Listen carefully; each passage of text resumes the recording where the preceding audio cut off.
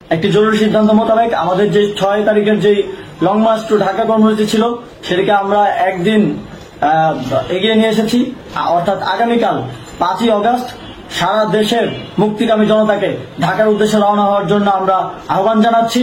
যারা পারবেন, যাদের পক্ষে সম্ভব হবে, আজ রাতেই আপনারা ঢাকার উদ্দেশ্যে রওনা হয়ে যান। আমরা আগামীকাল সারা দেশের মুক্তিকামী জনতাকে ঢাকায় আসার আহ্বান জানাচ্ছি। বিশেষ করে ঢাকার আশেপাশের যে জেলাগুলো আছে আপনারা দায়িত্ব নিয়ে মসজিদের মাইকে ঘোষণা দিয়ে যাদেরকে পাবেন সবাইকে নিয়ে ঢাকার উদ্দেশ্যে রওনা হন। এই লড়াই আমাদের জন্য একটি চূড়ান্ত লড়াই। আমরা চূড়ান্ত ঘোষণার জন্য প্রস্তুত, আমরা গণভবনের দিকে যাত্রার জন্য প্রস্তুত এবং সেই উদ্দেশ্যেই আপনারা সবাই ঢাকা আসুন। আমরা আপনাদের সবাইকে নিয়ে আমাদের চূড়ান্ত দাবি আদায়ে এগিয়ে যাব। আমি জানি না সমন্বয়করা আজকে রাতে বেঁচে থাকতে পারবে কিনা, কিন্তু আপনাদের উপর আমরা এই দায়িত্ব দিচ্ছি। আপনারা সবাই নিজ দায়িত্বে ঢাকায় আসবেন আগামীকাল এবং পরশু পরিস্থিতি বিবেচনা করে পরশু গণভবনের দিকে 4 দিক থেকে আমরা রওনা হব।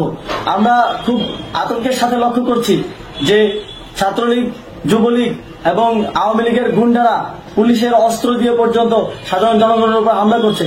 কিন্তু একটি সুখের খবর হচ্ছে সারা দেশের বিভিন্ন স্থানে সেনাবাহিনী ছাত্র জনতার পক্ষে দাঁড়িয়েছে, আবার কিছু কিছু জায়গায় যেমন মিরপুর ও মোহাম্মদপুরে সেনাবাহিনী ছাত্র জনতার বিপক্ষে দাঁড়িয়ে গুলি চালাচ্ছে।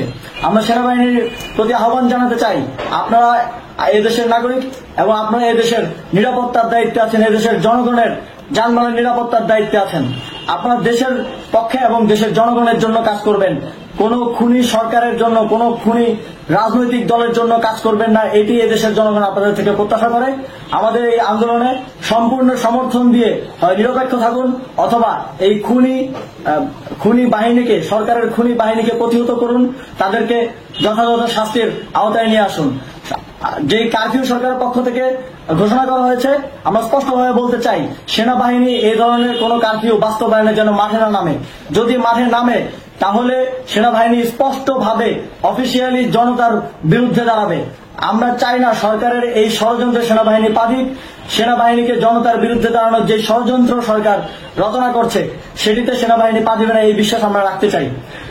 আওয়ামী লীগ আজ সারা দেশে তাদের খুনি বাহিনীকে নামিয়ে দিয়েও ছাত্র জনতার প্রতিরোধের মুখে টিকতে পারেনি।